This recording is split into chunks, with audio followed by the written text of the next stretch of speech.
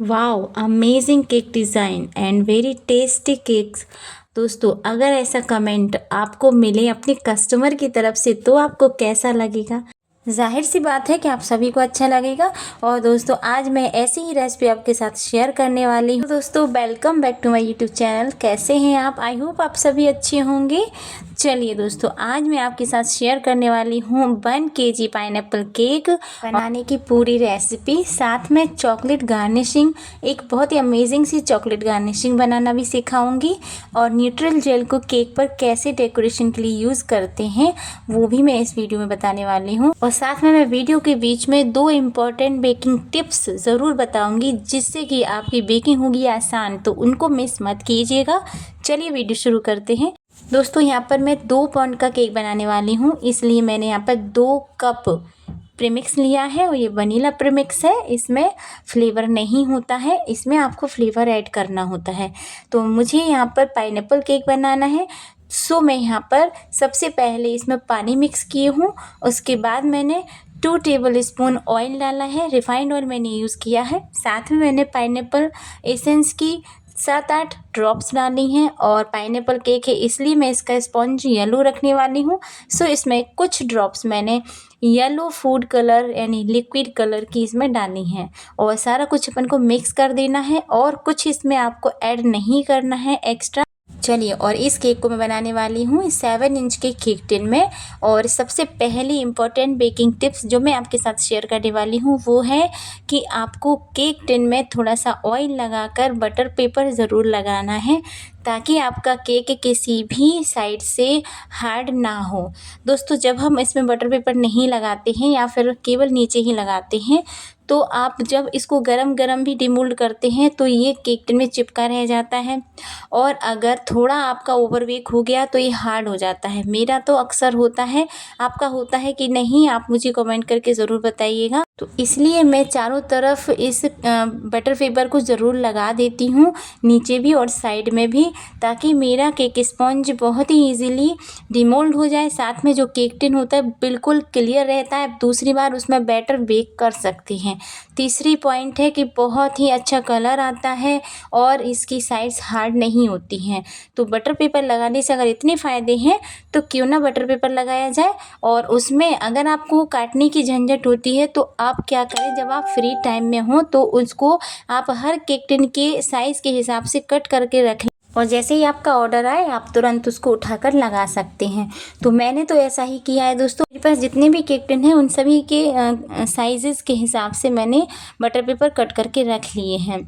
चलिए दोस्तों, ये हो गई मेरी इम्पोर्टेंट पहली टिप्स, जो आपके बहुत काम आएगी। आप ज़रूर फॉलो करें, आपको बहुत फ़ायदा होगा। चलिए, दूसरा ये जो मैं आपको दिखाने वाली हूँ, ये चॉकलेट गार्निशिंग मैं बना रही हूँ। और मेरे पास कमेंट आए थे कि मैम, आप चॉकलेट गार्निशिंग के लिए चॉकलेट को कैसे मेल्ट करते हो? तो उन्हीं के लिए मैंने यहाँ पर ये दिखाई है छोटी सी क्लिप, कि चॉकलेट गार्निशिंग बनाने के लिए हमें केवल चॉकलेट कंपाउंड को कट करना होता है छोटे छोटे टुकड़ों में, और इस तरह से पानी के बर्तन के ऊपर उसको रखना होता है, ना कि आपको डायरेक्ट गैस पर। इसको डबल बॉयलर मेथड से मेल्ट करना होता है। इसमें ना ही क्रीम ना ही मिल्क कुछ भी ऐड नहीं करना होता है। ये चॉकलेट कंपाउंड बहुत सेंसिटिव होता है, तो आपको इसमें थोड़ी सी हीट चाहिए, तो ये तुरंत के तुरंत मेल्ट हो जाती हैं। आप इसको बढ़िया से स्पैचुला की हेल्प से अच्छे से मिक्स कर लें और लिक्विड ही हो जाती है, फिर आप इससे आराम से वर्क कर सकते हैं। तो मेरे पास यहाँ पर OHP शीट नहीं थी दोस्तों। OHP शीट पर बहुत अच्छी गार्निशिंग बनती है। मेरे पास एक पैकेट पड़ा हुआ था जिसमें बटरफ्लाई आई थी।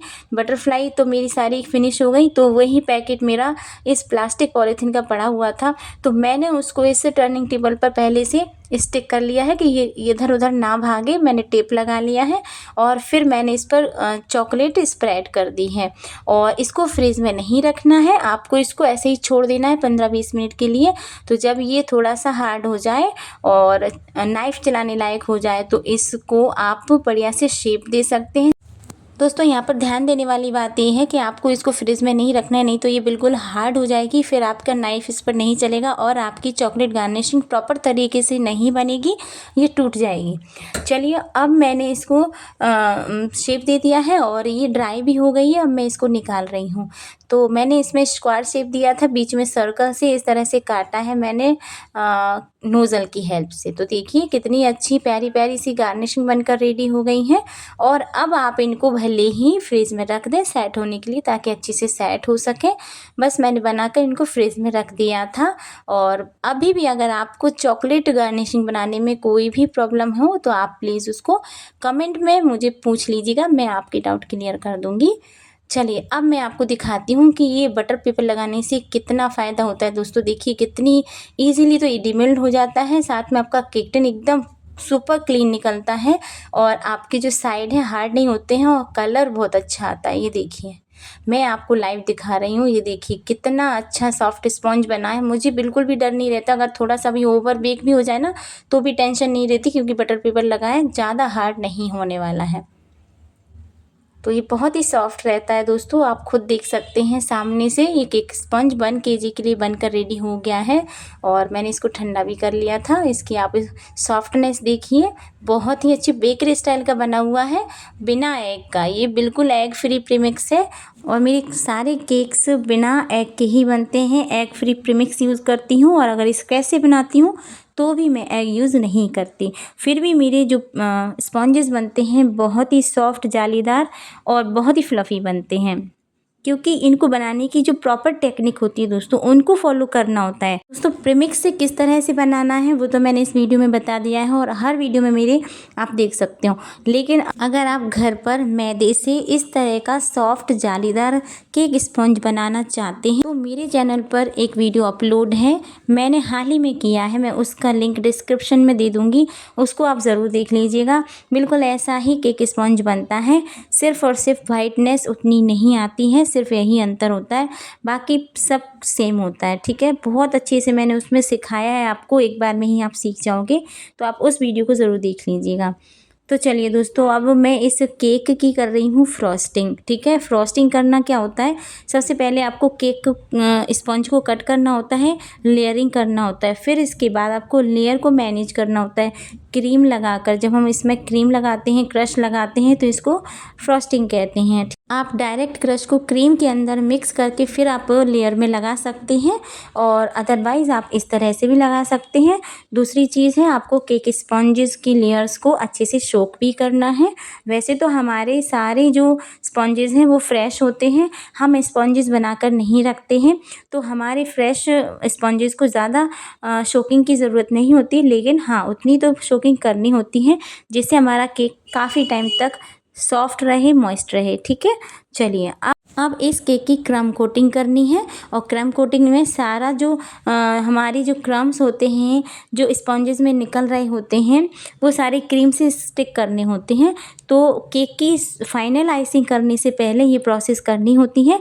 थोड़ी सी क्रीम हमारे पूरे केक को हमें कवर करना होता है, जिससे कि जो क्रम्स निकल रहे होते हैं वो सारे केक क्रीम के साथ स्टिक हो जाएं। ये देखिए, और उसके बाद हमें इस केक को फ्रिज में सेट होने के लिए रखना होता है, ताकि इसकी जो हम फाइनल आइसिंग करें वो बहुत ही स्मूथली हो जाए। ठीक है, ये प्रोसेस बहुत ज़रूरी है। तो चलिए दोस्तों, मैंने फ्रिज में केक रख दिया सेट करने के लिए और उसमें से मैंने ये गार्निशिंग निकाल ली है। अब ये अच्छे से सेट हो गई हैं। पहले थोड़ी सी सॉफ्ट हो रही थी और हाथों की गर्मी से ये मेल्ट भी हो जाती हैं, तो इसलिए इनको सेट करना ज़रूरी है। आप गार्निशिंग बनाकर फ्रिज में ज़रूर रखें। चलिए दोस्तों, ये गार्निशिंग भी तैयार है और अब मुझे इस केक की आइसिंग करनी है, यानी इस केक के ऊपर हमें क्रीम लगाकर इस केक को प्रॉपर शेप देना है और उसकी फिनिशिंग करनी है, ताकि उस पर अच्छे से डेकोरेशन हो सके। तो इसकी 2 मेथड होती हैं, यानी 2 तरीके से आप कर सकते हैं। या तो आप इस तरह से पाइपिंग बैग में क्रीम भरकर इस तरह से आप टर्निंग टेबल घुमा घुमा कर इसको पूरा कवर कर सकते हैं, या फिर आप पैलेट की हेल्प से ही क्रीम लेकर डायरेक्ट केक पर लगा लगा कर भी इस तरह से केक को कवर कर सकते हैं। आपको केक को कवर करना है प्रॉपरली, कहीं ज़्यादा कहीं कम क्रीम नहीं होना चाहिए, इवन क्रीम होना चाहिए। तो उसके लिए 2 मेथड होती हैं। जो बिगिनर्स होते हैं, मैं प्रेफर करती हूँ कि वो पाइपिंग बैग से ही आइसिंग करें ताकि वो बहुत ही ईज़िली हो जाए। बहुत ही ईज़ी होती है पाइपिंग बैग से आइसिंग करना, और जिनको प्रैक्टिस है डायरेक्ट पैलेट की हेल्प से वो इस तरह से भी कर सकते हैं। तो बिगिनर्स आप इसी तरह से करें तो आपकी आसानी से आइसिंग हो भी जाएगी और आपको ज़्यादा टाइम भी नहीं लगेगा। तो यहाँ पर मैंने पाइपिंग बैग से ही करी थी, लेकिन कहीं कहीं मुझे कम ज़्यादा क्रीम लग रही थी तो मैं वहाँ पर थोड़ी थोड़ी क्रीम लगाकर और पूरा इवन कर रही थी। तो आपको पहले पैलेट की हेल्प से इवन करना है। आपको कहीं लग रहा है कि क्रीम की ज़रूरत है, गड्ढा सा दिख रहा है, वहाँ आप क्रीम अप्लाई करें। जहाँ पर ज़्यादा है वहाँ तो रिमूव हो ही जाएगी जब हम स्क्रैपर चलाएंगे। तो दोस्तों यहाँ पर मैंने आइसिंग कर दी है और इसमें थोड़ा सा टाइम लगता है। जिसको अभ्यास नहीं होता उनको टाइम लगता है, हम लोगों को बहुत कम टाइम में हम लोग आइसिंग कर लेते हैं। और मेरा तो फेवरेट पार्ट है आइसिंग करना केक की। तो दोस्तों यहाँ पर मैंने आइसिंग कर ली है और साथ में मैंने ब्रश से ऊपर इस तरह का पैटर्न दे दिया है, साइड पर भी इस तरह का मैंने दूसरा पैटर्न दे दिया है। बहुत सुंदर लग रहा था, क्योंकि कुछ ना कुछ हम लोग नया करने की कोशिश करते हैं हर केक पर, अगर केक कस्टमाइज़ ना हो तो। ठीक है, अगर कस्टमर ने हमारे ऊपर डिज़ाइन छोड़ दिया है तो हम होम बेकर्स बहुत कुछ नया करने की उसमें कोशिश करते हैं, और इसी तरह हम लोग सीखते भी हैं और सीखकर अपना एक्सपीरियंस आप लोगों के साथ शेयर करते हैं। तो चलिए दोस्तों, मेरे केक की फाइनलाइजिंग हो गई थी और अब मैं इस पर कर रही हूँ जेल का यूज़। ये न्यूट्रल जेल है और मैंने कई वीडियोस में आपको दिखाया है। न्यूट्रल जेल एकदम न्यूट्रल कलर की होती है, यानी कि पानी जैसे कलर की होती है। उसमें कलर हमें ऐड करना होता है जिस कलर का हमें डेकोरेशन चाहिए। साथ में उसमें कोई फ्लेवर नहीं होता है, तो उसमें थोड़ा सा एक ड्रॉप में फ्लेवर का भी ऐड कर देती हूँ। और यहाँ पर मैंने पूरा केक कवर कर दिया, ऊपर थोड़ा छोड़ा है। मैं छोड़ती क्यों हूँ, छोड़ना इसलिए चाहिए दोस्तों क्योंकि अगर आपको इस पर रोजेट बनाने हैं, फ्लावर्स बनाने हैं तो जेल पर नहीं बनते हैं, फिसलते हैं, इसलिए इतना स्पेस मैं छोड़ देती हूँ। और मैंने पिछली वीडियो में बताया अगर आपको पूरा केक कवर करना पड़े और फिर आपको रोजेट बनाना पड़े तो फिर आप उसमें थोड़ी थोड़ी सी क्रीम हटा सकते हैं। देखिए कितना सिंपल और कितना प्यारा डिज़ाइन मैंने बनाया है। और इस नोज़ल का नाम नहीं है, इसमें 6 कट लगे हुए हैं दोस्तों, स्टार नोज़ल है। और इसमें से मैंने ऊपर उसी तरह का फ्लावर्स बनाए हैं, नीचे बॉर्डर दे दिया है और थोड़ी से ऑरेंज शेड की क्रीम से मैंने 3 रोजेट बना दिए हैं साइड में। ठीक है, क्योंकि जो कस्टमर है उनका कहना था कि उनको केक येलो और ऑरेंज में चाहिए। ठीक है, और बाकी कुछ नहीं कहा था उन्होंने, किसी भी तरह का डिज़ाइन उन्होंने शेयर नहीं किया था मेरे साथ। तो बस यहाँ पर मैं अपनी भी क्रिएटिविटी दिखा रही हूँ, साथ में मैंने कस्टमर की भी रिक्वायरमेंट का ध्यान रखा है। ठीक है दोस्तों, अब आती है गार्निशिंग की बारी। तो मैं ये सारी गार्निशिंग इस पर लगा दूँगी। ठीक है दोस्तों, और पाइनएप्पल केक है, अगर इसमें आप डार्क चॉकलेट गार्निशिंग लगाते हैं तो बहुत ही प्यारा, बहुत ही अच्छा लुक आता है। और इस केक का डिज़ाइन बेकरी स्टाइल का बन गया है दोस्तों, क्योंकि इसमें गार्निशिंग भी यूज़ है, साथ में जेल भी मैंने यूज़ किया है। और यहाँ पर मैं जो चेरीज़ आती हैं, रेडीमेड चेरीज़ यानी कि स्वीट करोंदा, वो भी मैं यहाँ पर यूज़ करने वाली हूँ। उसके बाद आप देखना इसका लुक, फाइनल लुक बहुत ही प्यारा लगेगा। तो दोस्तों यहाँ पर मैंने सारी गार्निशिंग लगा दी हैं। जो सर्कल कटे हुए थे, छोटे छोटे गोल गोल सर्कल चॉकलेट के, वो भी मैंने लगा दिए हैं, कुछ नहीं छोड़ा है मैंने। और जो टूटी हुई गार्निशिंग थी वो मैंने बच्चों को दे दी खाने के लिए। आप उसे दोबारा अगले केक के लिए यूज़ करने के लिए भी रख सकते हैं, दोबारा मेल्ट करके वो सेम वर्क करेगी। मैंने पिछली वीडियो में बताया है कि मैंने जो चॉकलेट गार्निशिंग बनाई थी उसमें मैंने 3 बार उसी चॉकलेट को बार बार मेल्ट किया था। वो वीडियो आप ज़रूर देख लेना, उसका भी डिस्क्रिप्शन बॉक्स में लिंक दे दूँगी मैं। आप इस केक के बारे में बताइए, ये केक का फाइनल लुक आपको कैसा लग रहा है और ये वीडियो कैसा लगा। अच्छा लगा तो प्लीज़ वीडियो को लाइक एंड शेयर कीजिए, इस चैनल को सब्सक्राइब कर लीजिएगा और साथ में बेल आइकन को प्रेस करना मत भूलिएगा, क्योंकि दोस्तों इस चैनल पर मैं न्यू केक डेकोरेशन, साथ में बहुत इंपॉर्टेंट बेकिंग टिप्स और बिगनर्स को ध्यान में रखती हूँ। मैं ऐसी इंपॉर्टेंट टिप्स देती हूँ, बेकिंग टिप्स, जिससे आपकी बेकिंग बहुत ईजी हो जाएगी। तो दोस्तों प्लीज़ वीडियो को देखा करिए, पूरा देखा करिए। और इस केक का वेट हो गया था 1 kg। चलिए मिलते हैं नेक्स्ट वीडियो में, बाय, टेक।